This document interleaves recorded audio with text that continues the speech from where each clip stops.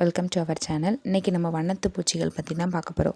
செடிக்கு செடி தாவி பூவில் இருக்கக்கூடிய தேனை உறிஞ்சக்கூடிய நம்ம வண்ணத்து பூச்சிக்கு வாயும் கிடையாது, பல்லும் கிடையாது.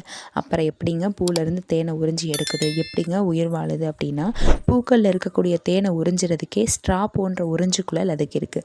இந்த உறிஞ்சுக்குழல் வழியாக தான் பூக்களில் இருக்கக்கூடிய தேனை எடுக்குது. ஸோ அதோட வாய்ப்பகுதிகளில் கொஞ்சம் நீட்டமாக இருக்குள்ளே அதுதான். இந்த குழலுக்குமே சுவையறிகிற தன்மை கிடையாது. இது என்னங்க உயிரினம், வாயும் இல்லைன்றீங்க, பல்லும் இல்லை, சுவையும் இல்லைன்றீங்க, அப்புறம் என்னதாங்க வாழ்க்கை வாழுது அப்படின்னா, அதுக்கு பதிலாக தன்னோட கால்கள் மூலமாக சுவை அறிஞ்சிக்கும்.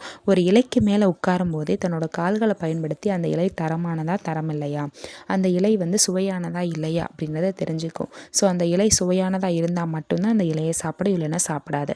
உலகம் முழுக்க 15,000 20,000 வகையான வண்ணத்து பூச்சிகள் இருக்கலாம்னு அறிவியல் அறிஞர்கள் சொல்கிறாங்க. லாபிடோப்டெரே அப்படின்ற குடும்பத்தை சேர்ந்தது தான் இது. 3500 ஆண்டுக்கு முன்னாடியே பண்டைய எகிப்து ஓவியங்களில் வண்ணத்து பூச்சிகள் இடம்பெற்றிருக்கு. அதே மாதிரி வண்ணத்து பூச்சிகள் ஒரு இலை மேலே முட்டையிடுறதுக்கு முன்னாடி அந்த இலைக்கு மேலே நல்ல பசையை தடவி, அதுக்கு பசை போன்ற ஒரு திரவத்தை தடவி அதில் தான் முட்டையிடும். ஸோ முட்டைகள் ரொம்ப பாதுகாப்பாக இருக்கணுன்றதுக்காக இந்த ஸ்ட்ராட்டஜியை அது ஃபாலோ பண்ணும். அதே மாதிரி வண்ணத்து பூச்சிகளுக்கு மொத்தம் 4 ரெக்கைகள் இருக்கும். அதே மாதிரி அதோட பருவங்களும் 4 பருவங்கள், அதாவது முட்டை, லார்வா, கூட்டுப்புழு, வளர்ந்த பருவம் அப்படின்னு சொல்லுவாங்க. ஸோ இந்த வீடியோ பிடிச்சிருந்துச்சு அப்படின்னா கண்டிப்பாக இந்த வீடியோவுக்கு லைக் பண்ணுங்கள். நம்ம சேனல் பிடிச்சிருந்தா சப்ஸ்கிரைப் பண்ணுங்கள்.